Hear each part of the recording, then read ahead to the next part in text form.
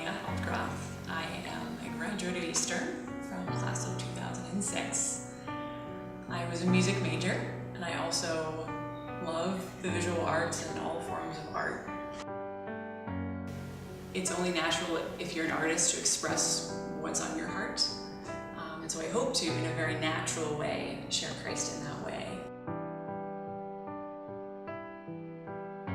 There's something objective about beauty, that you can say something that might really offend someone if you just said it.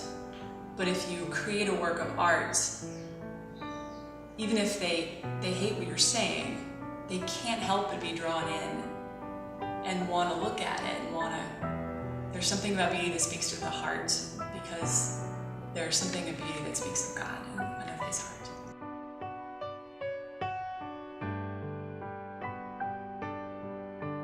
If it's beautiful, if it causes you to stop and to think and to wonder, why am I so moved by this? There's something sacred about that.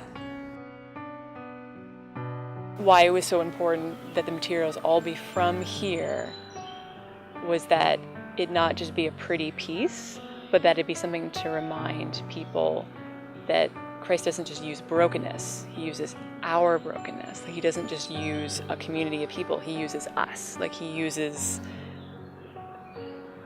something very near and very close. And He doesn't need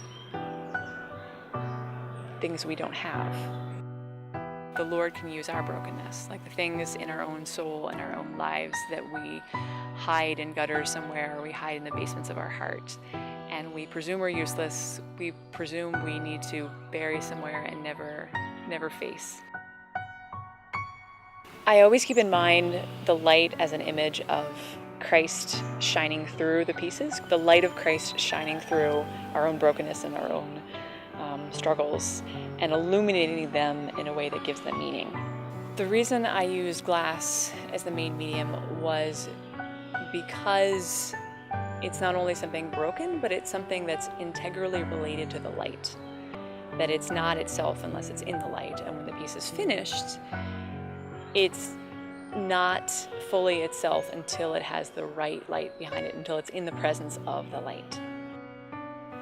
All the materials that were used for the project came from Eastern, either from the campus of Eastern or from that was collected by the students in the bins. The glass was collected there, and then also stones and various other items were collected by me and by other students that helped me when I came here.